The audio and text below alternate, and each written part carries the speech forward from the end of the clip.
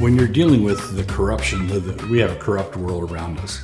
And when you're dealing with the corruptions of the world, the best time to be teaching them about those corruptions is when they're dealing with those corruptions. You don't want to feed them poisons in order to demonstrate your skill with antidotes.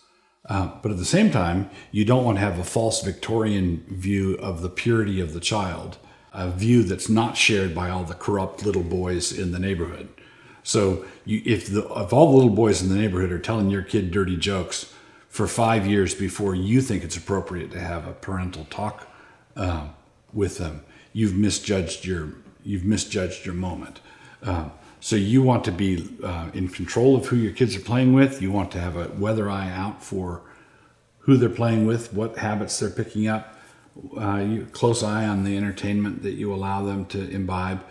And then when you see them having to process what this was, you want to give them something additional to process, which is what the Bible teaches about this. There's no reason to just load them up with the whole subject when they're not ready.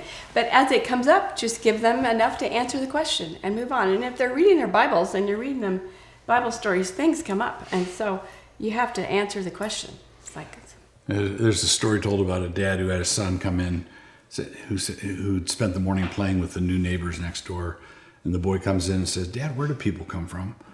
And Dad says, "Oh, it's the moment." And he gets all the books out and he explains everything to his son. He said, "Oh, I'm curious, why'd you ask?" And he said, "Well, the new people next door said they came from Baltimore."